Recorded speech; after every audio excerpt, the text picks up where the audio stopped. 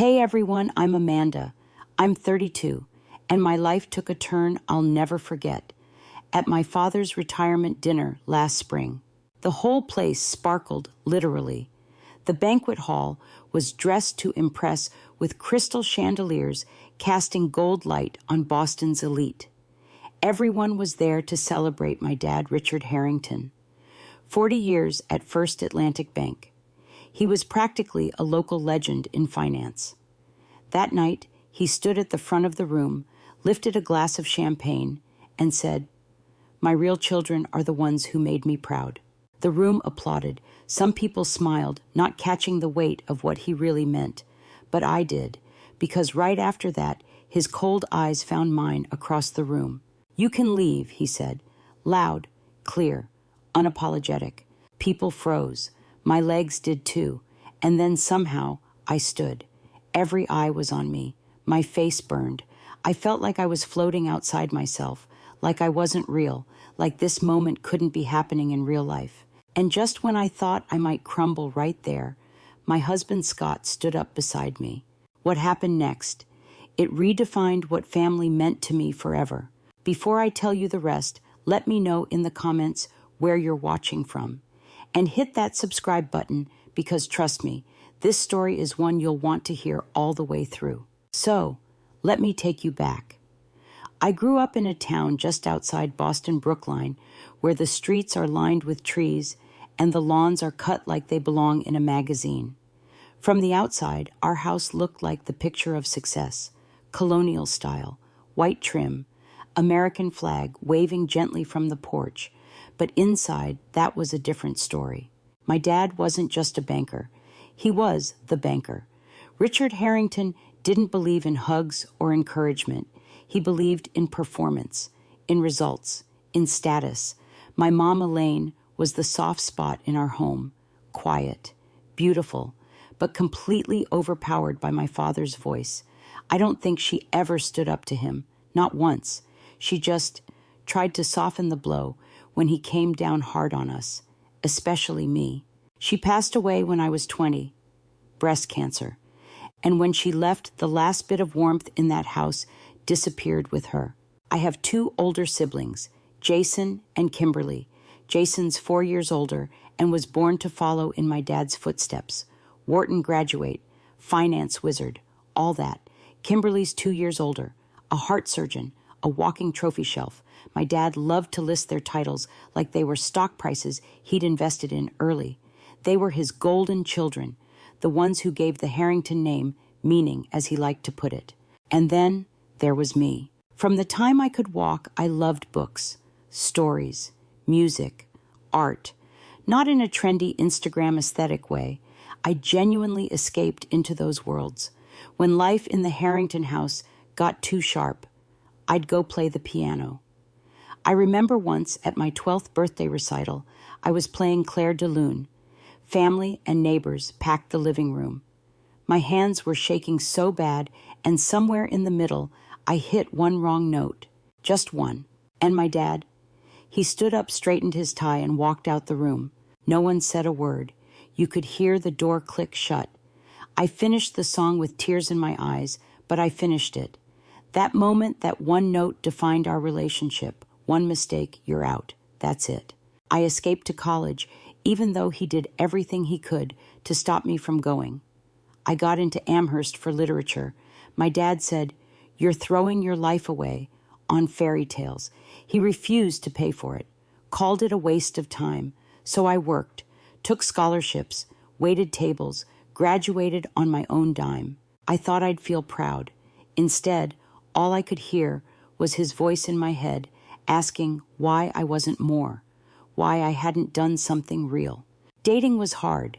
I'd either date men who echoed my father's disapproval or push away the ones who were too kind. I didn't trust kindness. Not really. Then 3 years ago, everything changed.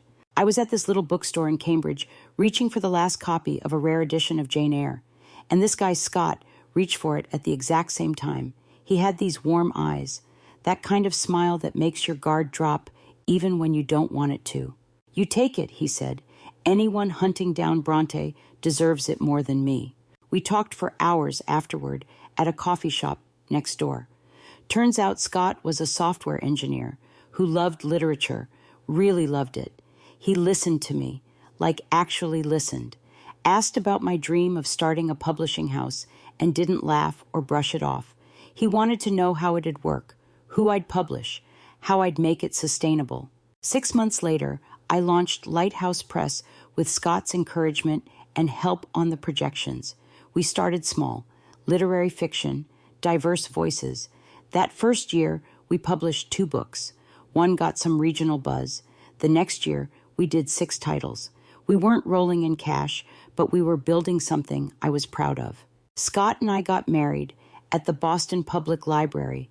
Quiet, intimate. No dad in attendance. Jason sent a fancy bottle of wine. Kimberly came for the ceremony, but left before the cake. Scott held me close during our first dance and whispered, "They don't deserve you." 2 years passed. Then the invitation came. A heavy cream-colored envelope. My father's retirement dinner. Scott looked at the card and then at me. "We don't have to go." "Maybe it's his way of reaching out," I said. Though even as the words left my mouth, I didn't believe them. The night of the dinner, I dressed up. Navy blue dress, hair and makeup done professionally. I needed to feel prepared, strong, like I belonged. "I feel like I'm going to be sick," I told Scott. He sat beside me, helped me through a panic attack, the kind where your lungs forget how to breathe and your heart won't slow down. He rubbed circles on my back, whispering, grounding things until I could stand again. "I need to do this," I told him. "One more try." "Whatever happens," he said, "you've got me." We drove downtown. The Hawthorne stood like a castle glowing against the night. The valet took our car. My heels clicked against the cobblestone as we walked inside. I felt like a child playing dress-up at a party she wasn't invited to. We stepped into the banquet room and the whole space was dripping with old money. White roses, crystal chandeliers, people sipping champagne in tailored tuxedos and designer dresses. A quartet played softly in the background. Jason spotted me first, near the bar, surrounded by colleagues.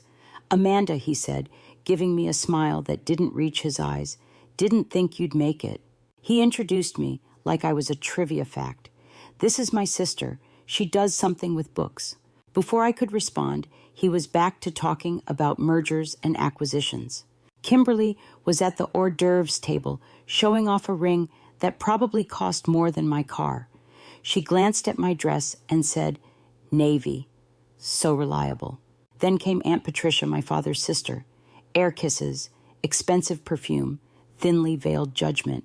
"Try to make him proud tonight," she whispered. "It's important to him." And as we moved through that glittering, cold room, I realized something. I wasn't just out of place. I was being watched, evaluated, again. And I had no idea what my father had planned, but I would soon. Dinner was announced, and as we checked the seating chart, it became obvious we were not at the important table. My father, Jason Kimberly, and the senior executives were seated at the grand table near the front of the room, directly under the main chandelier. We were tucked far away in the back corner.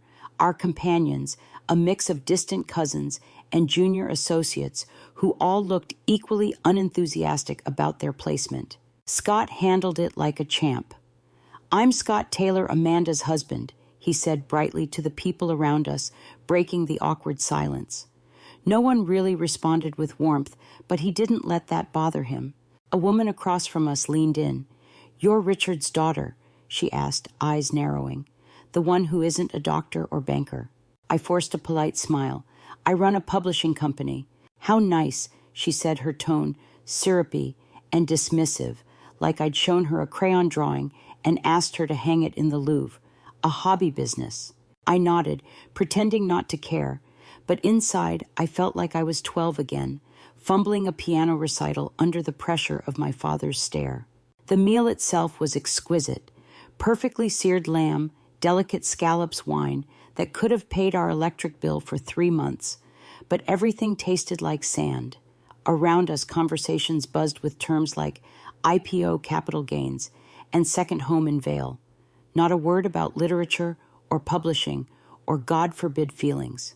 Every so often, I'd glance toward the main table. My father was radiant there, basking in admiration. He laughed, told stories, clinked glasses. I watched him lay a proud hand on Jason's shoulder, smile at Kimberly like she'd hung the moon. But me, nothing. Scott's hand found mine under the table, and he gave it a quiet squeeze. That little touch, it kept me tethered. It reminded me I wasn't alone. Then the speeches began. The CEO of the bank went first, giving a glowing review of my father's 4-decade career. Then, an old colleague stood up and told some charming stories from their early days together. Jason took the mic next and gave a slick, polished speech that was mostly about his own achievements, framed as my dad's legacy. And then, it was time. Richard Harrington stood. The room hushed. He didn't need a mic, but he used one anyway. His voice, clear, commanding, rolled over the guests like a sermon. "Thank you all for being here tonight." He began, his gaze sweeping the crowd. "Looking around this room, I don't just see colleagues. I see comrades, friends, people who helped shape my life's work." He talked about the bank, about mentorship, about success, and then he surprised everyone. He mentioned my mother. None of this, he said, would have been possible without Elaine. His voice caught just a little. She understood the sacrifices, the hours, the pressure. She was my foundation. I felt tears prickle behind my eyes. He rarely talked about her. Maybe this was it. Maybe something had changed. Maybe, just maybe, he'd softened. That maybe included me. He cleared his throat and continued. But in the end, a man's true legacy isn't measured by balance sheets. It's measured by what he leaves behind, by who he leaves behind. My heart pounded. Please, let this be it. He gestured to Jason. Jason has become not just a successful investment banker, but an innovator. The Reynolds merger alone, brilliant. And Kimberly, well, she's saving lives.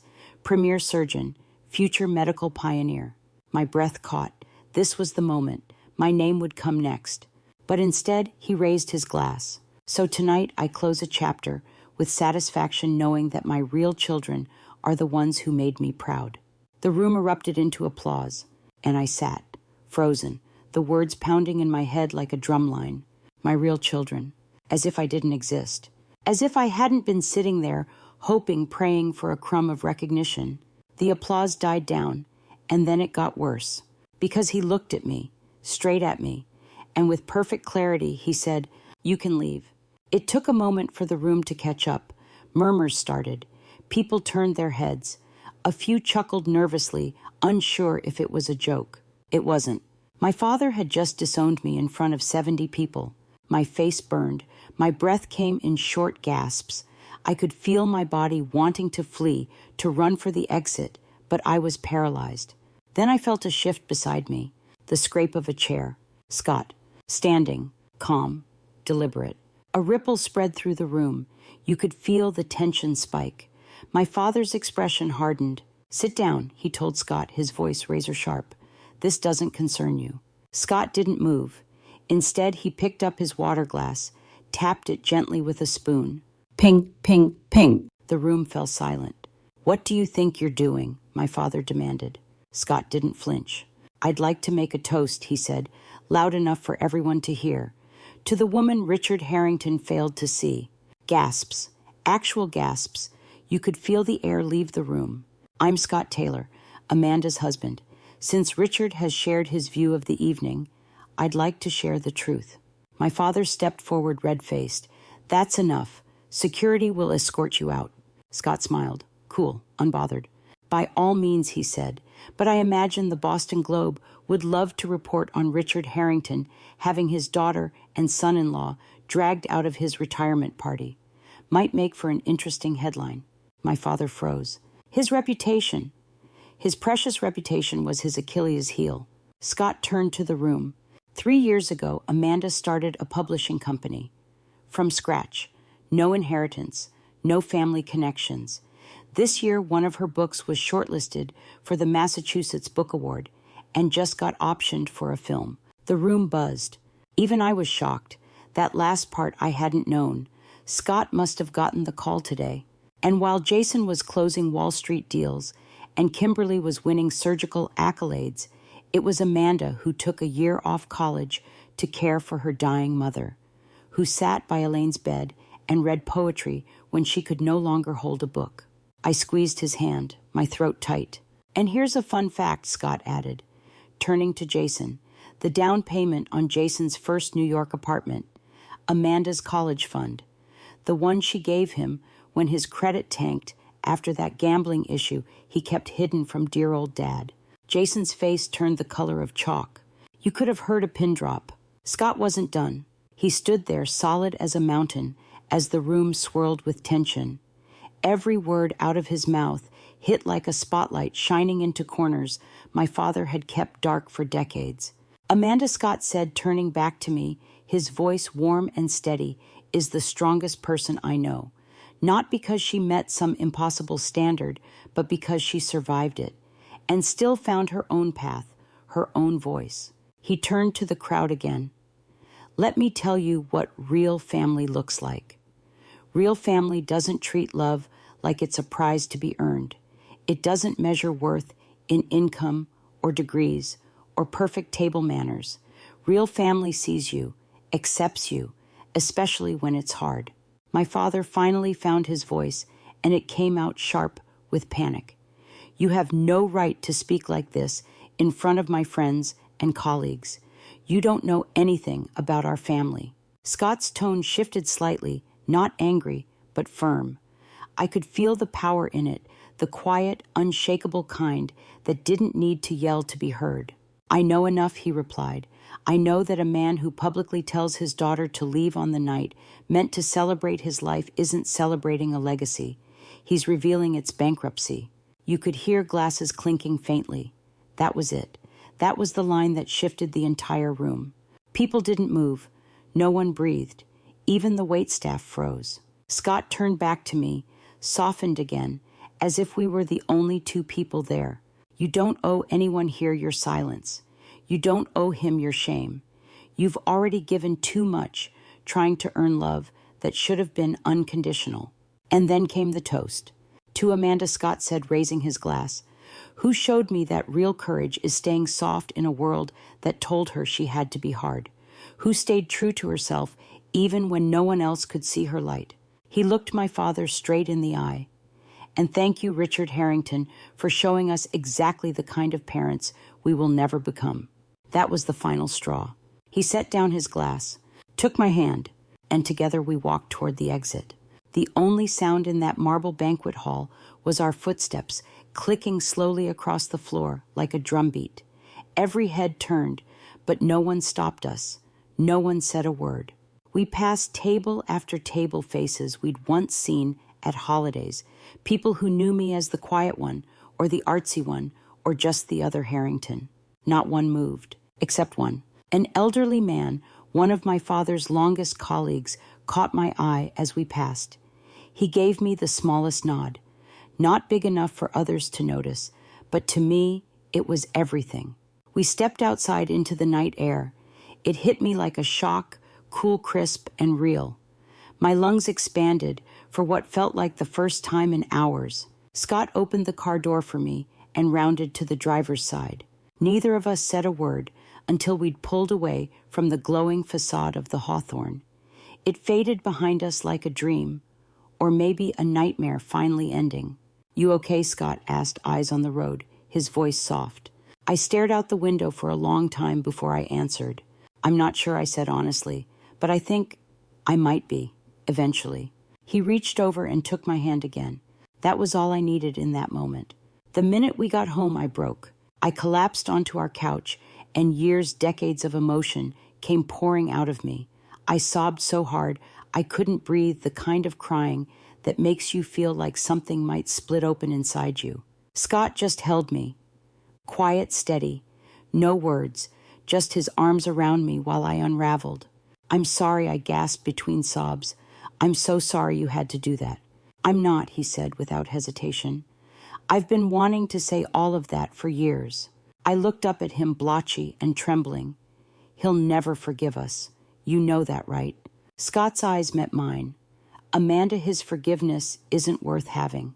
We stayed up late that night until nearly 3 a.m., talking, picking apart everything that had happened, the grief, the rage, the strange, unexpected relief.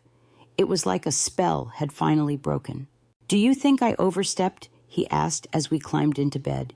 His voice was cautious for the first time all night. "You stood up for me," I whispered, "when no one else ever has, not even me." That night, my phone rang 7 times. Each call was from my father. Each went to voicemail. I didn't listen to a single one. The messages sat there like ghosts flickering on the lock screen every hour, each one more threatening and condescending than the last. At 8 a.m., Kimberly texted, "You always have to make everything about you. Dad's retirement was supposed to be his night. You and Scott ruined everything." I stared at the message, stared at it for a long time. In her version of the story, I was the villain. I had disrupted his big moment, not the girl who was humiliated publicly by her own father. That was the moment I realized we weren't just different people. We lived in different realities. The next surprise came at 10:17 a.m. Jason called. I almost didn't pick up. I braced myself for another attack, but something made me answer. "That was quite a show last night," he said. His voice was unreadable. "I didn't plan it," I replied stiffly. Pause. "I know." Another pause. "Was it true?" "What Scott said about the apartment money?" "Yes," I said quietly. More silence. "Why didn't you ever bring it up?" "Because that's not why I gave it to you." A long pause this time. I could practically hear him swallowing whatever pride he had left. "I never thanked you properly," he said, voice lower. "And I should have." My chest tightened. "Doesn't matter now," I said. "Maybe it does," he replied. Jason cleared his throat. "Listen, what Dad did last night, that wasn't right." It wasn't an apology, but it was the closest thing to solidarity Jason had ever offered me. When we hung up, I sat with the phone in my lap, not sure how to feel. Everything was shifting, and for once it was shifting in my favor. The Monday after the retirement dinner, I walked into work trying to fake normal. My boss, Marion, took one look at my face and immediately pulled me into her office. "You look like you've been through a war," she said, handing me a mug of coffee. I gave her the condensed version. She didn't need the whole play-by-play. Just the big picture. My father had publicly disowned me, and my husband had burned down the social ballroom with a 5-star toast. Marion didn't hesitate. "Take the week off." "I can't," I protested. "We've got the Hopkins manuscript due." "Amanda," she said gently but firmly, "if you broke your leg, you'd take time off to heal, right? Well, your father broke something inside you. That needs recovery too." I agreed to 3 days. It felt strange. I'd spent my entire life pushing through pain, proving I was fine. But for once, I didn't want to be fine. I just wanted to be. I spent those days floating between Netflix and emotional crashes. I'd cry until I couldn't breathe, then go numb for hours. Scott worked from home, hovering just enough to make sure I ate, but giving me space when I needed it. The outside world didn't stop for my meltdown. Clients emailed. The mail arrived. The city pulsed on. But inside our apartment, everything was quiet, like we'd stepped into a parallel world. And then Thursday morning, the doorbell rang. I opened the door to find Aunt Patricia standing there with a large manila envelope in her hands. Her perfume hit first, then the sight of her expression, uncertain, fragile, in a way I'd never seen before. "May I come in?" she asked. I hesitated, then stepped aside. She sat on the edge of our couch, back straight as always, but her eyes softer than usual. She declined coffee, tea, anything. Just sat there, holding that envelope like it weighed more than it should. "What my brother did was unforgivable," she said, her voice barely above a whisper. "I should have spoken up that night, and I didn't." She looked down, shame flickering across her face. "I've enabled Richard's behavior for years, told myself it was just his way. But the truth is, I was wrong." She handed me the envelope. Inside were old photographs.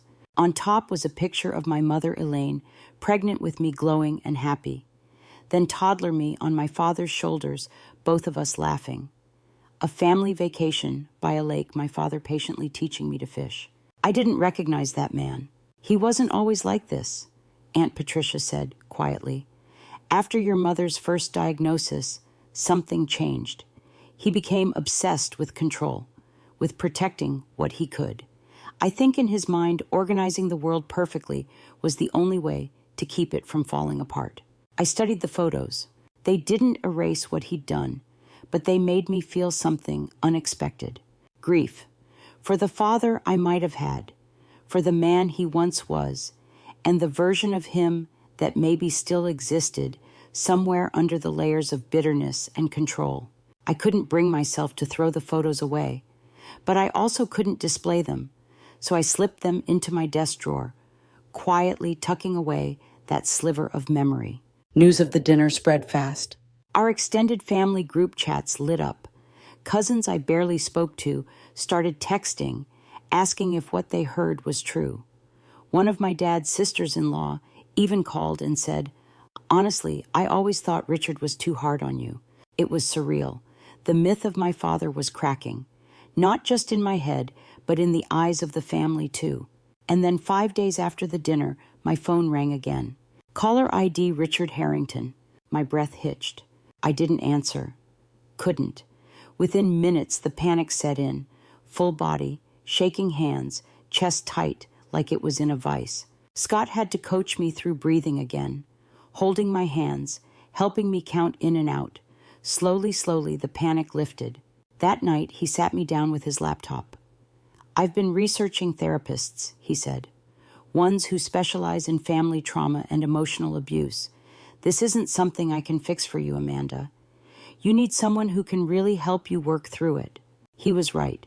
I looked at the list he'd compiled, and one photo caught my eye. Dr. Eleanor Waters.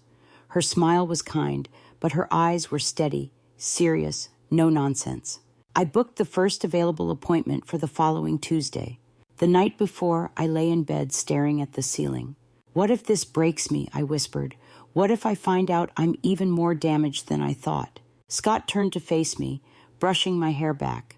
"You're not damaged," he said. "You're hurt. There's a difference. And sometimes things have to break open before they can start to heal." That next morning, I met Dr. Waters in her downtown office. The walls were lined with books. A small plant sat on the windowsill. It felt safe. "Tell me about your father," she said. And I did. For 50 minutes, words poured out of me, stories I'd never fully shared. Not even with Scott. Times I'd been dismissed, humiliated, made to feel invisible. She listened, jotting a few notes here and there. At the end of the session, she looked at me and said gently, "Amanda, have you ever heard of emotional abuse?" Those 5 words unlocked something in me. Not because they hurt, but because they named what I had always felt, but never known how to define. That session marked the beginning of a 3-month journey.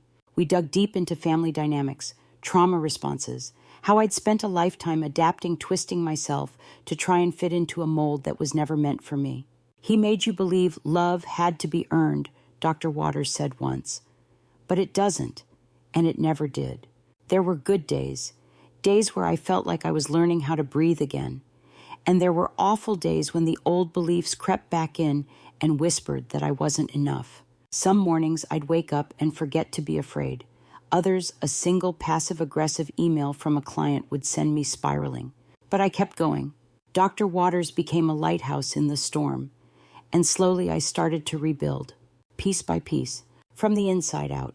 After a particularly brutal panic attack triggered by a voicemail from my father, Dr. Waters, suggested I consider medication. "It doesn't have to be forever," she said. "Think of it like crutches while your emotional body learns to walk again." I hesitated because, let's be honest, the Amanda I used to be would have seen that as weakness. But the Amanda I was becoming realized that survival isn't weakness and healing isn't linear. So I agreed. Within a couple of weeks, the change was subtle but real. The constant background noise in my head, the hum of dread, the flicker of panic began to fade. I could sleep again. I could laugh at Scott's silly jokes without immediately spiraling into a mental to-do list. My chest wasn't always tight. I didn't jump when my phone buzzed. we began seriously planning our move to Portland. It had started as a someday idea, a quiet fantasy whispered during late-night walks. What if we just started over? Now it was becoming real. The Portland literary scene was vibrant, open, and best of all, far from Boston. We created spreadsheets for neighborhoods, housing costs, possible office spaces for Lighthouse Press. It gave us something to focus on, something forward-facing, something that belonged to us. Are we running away? I asked Scott one night as we scrolled through Portland listings. No, he said, we're running toward something, big difference. Then the universe answered. Scott got a job offer from a Portland-based tech company. It was remote, 3 days a week, came with a salary bump, and best of all, they specialized in publishing software. We took it as a sign. The timeline 6 months. Enough time to transition Lighthouse Press, hand off responsibilities in Boston, and make sure we landed softly. I told Marion at work, and she didn't flinch. She smiled and said, I'll miss you. But I have a feeling Portland is about to gain something extraordinary. A few days later, a woman showed up at my office. Early 60s, elegant, expensive perfume. She walked in like she owned the place. I'm Vivian Newell, she said. I was your father's executive assistant for 15 years. My stomach dropped. If he sent you, I began. He didn't, she interrupted. And he has no idea I'm here. I retired last month. He can't fire me for this. She glanced around. Is there somewhere we can talk privately? We found a corner booth at a quiet cafe. She stirred her tea methodically before speaking. I want you to know you're not crazy, she said. What he did to you, I've seen him do it to others, subordinates, junior associates. He destroyed people for sport, especially women. I didn't breathe. I stayed silent for years, she continued, because he was powerful, because I didn't want to lose my job. But that night at his retirement dinner, the way you were treated, it opened people's eyes. Vivian leaned forward, lowering her voice. 3 different colleagues came up to me afterward and said they'd always suspected he treated you unfairly, but that speech made it undeniable. And your husband, that toast. People are still talking about it. I blinked. Why are you telling me this? Because I watched you for years, blaming yourself, diminishing yourself, chasing approval from a man who moves the goalposts every time you get close. And I want you to know it wasn't you, it was him. Her words hit like waves, not cruel, not harsh, just true. As we parted, she touched my hand lightly and said, Don't carry his voice in your head anymore. You have your own now. Vivian's words gave me courage. I started reaching out to the other side of my family, my mom's. Cousins I hadn't spoken to in years. My Aunt Judith, who lived in Connecticut, invited us for a weekend. She greeted me like no time had passed, and as we sat on her back porch, she pulled out a box of old photos. This one, she said, handing me a faded Polaroid, was your mom's favorite. It was a photo of her in college, laughing, paint smudged on her cheek. She looked free. She was an artist, Judith told me, before she met your father and got swept into his world. I'd always thought my creativity was some odd mutation, an anomaly in the Harrington gene pool. But it wasn't. It was a legacy, one I was finally reclaiming. A few weeks later, I was giving a talk at a local literary event about Lighthouse Press's mission supporting overlooked voices. I stood at the podium, looking out at a sea of unfamiliar faces and realized something. I wasn't editing myself. I wasn't apologizing for being there. I wasn't imagining my father's disapproval hovering over my shoulder. I was just being me. Scott met me afterward, smiling from ear to ear. You were magnificent, he said. I messed up that author's name, I groaned. He laughed. You did, and you laughed, and you kept going. That moment stuck with me. In my next therapy session, I told Dr. Waters about it. How I hadn't heard my father's voice in my head for the first time in maybe ever. You're internalizing a new voice, she said. Yours. Portland became more than a plan. It became a heartbeat. We took a trip to scout houses and found a charming craftsman with a converted garage, perfect for a home office. We made the deposit. It felt surreal signing paperwork for a future we were finally choosing for ourselves. Back in Boston, I expanded Lighthouse Press. I launched a new imprint stories centered on healing from emotional abuse and generational trauma. I wanted to give others the platform I'd never had, to say, you're not alone, you're not broken, and your story matters. Jason and I kept talking slowly, carefully. The calls went from awkward updates to genuine conversations. One night, he admitted something that floored me. That night at the retirement dinner, "It messed me up," he said. "I've started therapy." My heart stuttered. "You have?" "Yeah." I finally admitted that I've spent my whole life chasing Dad's approval. I don't even know who I am without that. He paused. "And you always knew who you were, even when it cost you everything. I was jealous of that." I didn't know what to say. It was the first time he'd seen me, not as an underachiever, but as brave. Kimberly, meanwhile, sent a formal wedding invitation addressed only to Scott. Inside was a sticky note. "No drama, please." We declined. Sent back the RSVP card with a polite note and a generous gift from their registry. Sometimes closure doesn't come from conversation. Sometimes it comes from choosing not to show up. 6 months after the retirement dinner, Scott and I started talking about something we'd always put off: a family. "Are we ready for this?" I asked one night. What if I mess it up? What if I become like him?" Scott looked at me, eyes soft. "The fact that you're even asking that question means you won't. You're doing the work, Amanda. You're breaking the cycle." That night, I had my biggest breakthrough in therapy. Dr. Waters handed me a notebook. "I want you to write him a letter," she said. "You don't have to send it, but write everything you've never said." So I did. I poured it all out. The anger, the grief, the betrayal, the silence. "I hate that you made me feel like I was never enough," I wrote. "I hate that I still want your approval, even after everything." When I was done, I realized I didn't need him to read it. I just needed to say it. The weeks flew by.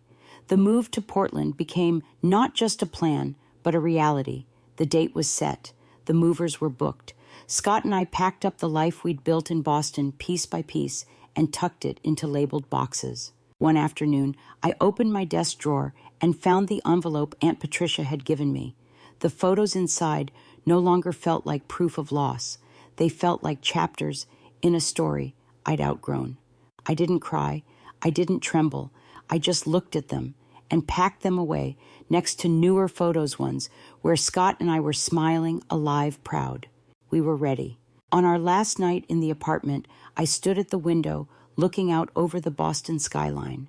The city glowed familiar and distant at the same time. "Second thoughts?" Scott asked from behind, wrapping his arms around me. "No," I said honestly. "Just saying goodbye to the girl I was here." He kissed the top of my head. She was always good enough. She just couldn't see it yet. The drive to Portland was quiet and long. We didn't play music. We didn't need to. The silence felt clean, like fresh air after a storm. At some point during the trip, I realized something. I hadn't checked my phone for messages from my father in days. Not because I was trying not to. I just hadn't thought to. It was a strange kind of peace. We arrived to a week of sunshine, which we took as another sign we'd made the right choice. The new house was perfect. Light-filled, cozy, ours. Scott set up his workspace in the converted garage, and I turned the sunroom into my new Lighthouse Press headquarters.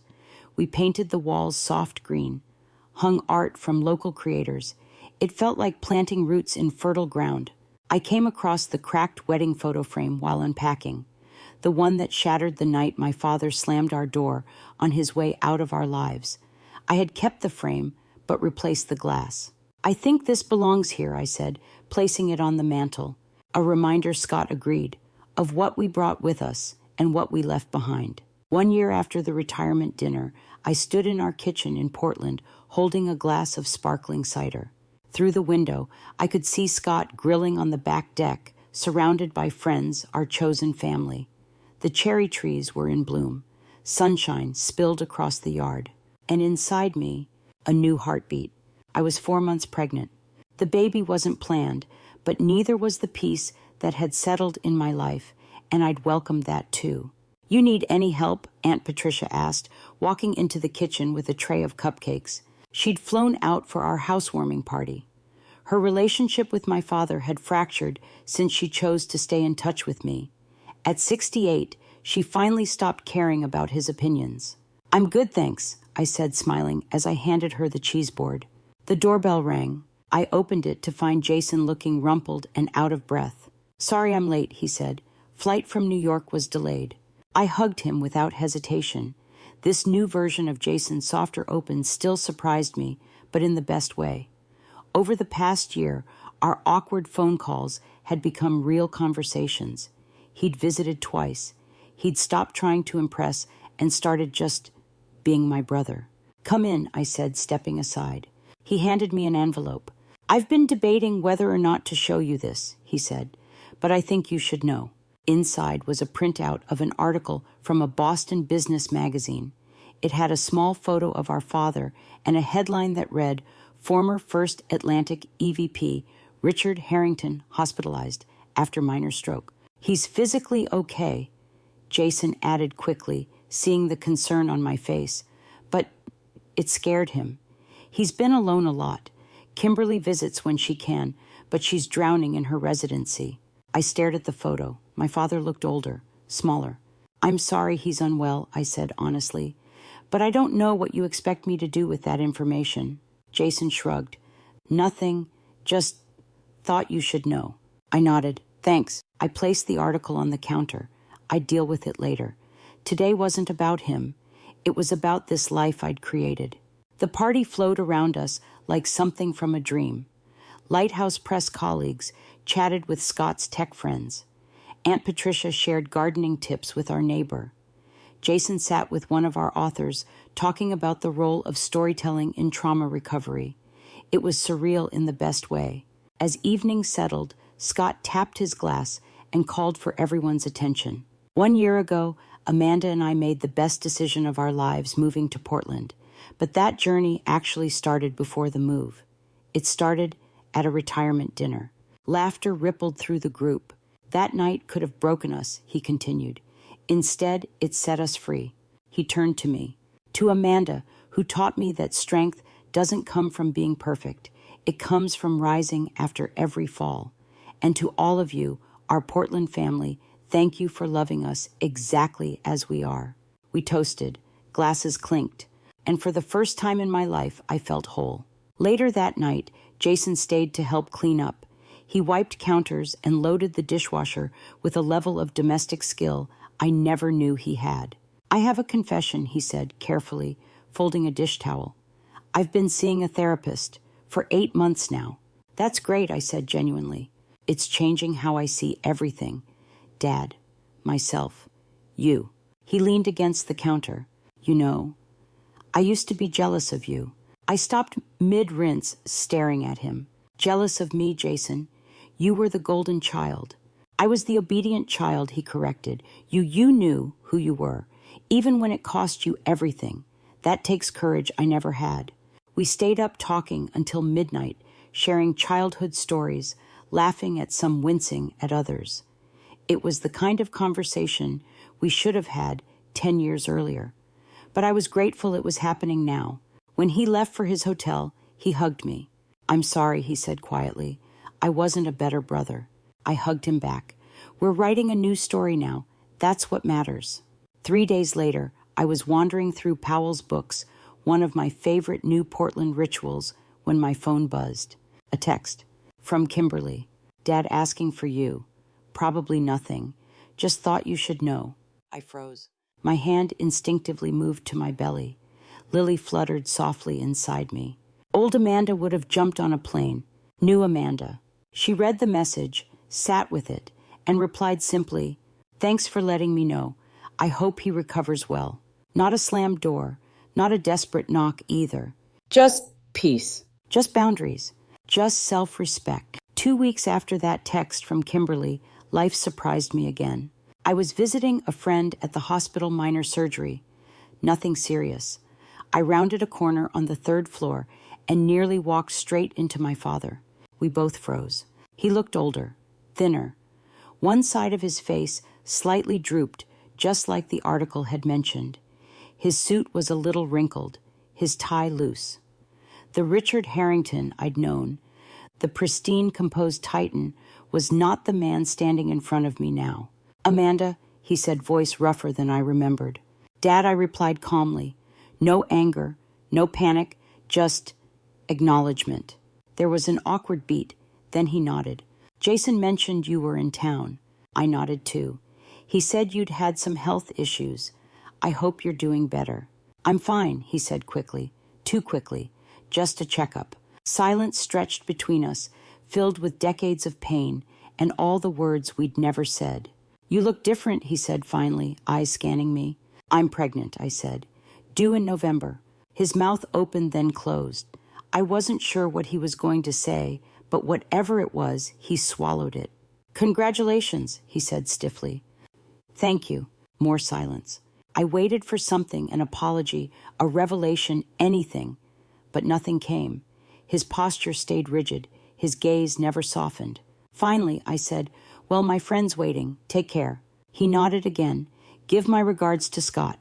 Such a strange, hollow phrase, so disconnected from everything that had happened between us. I walked past him and didn't look back.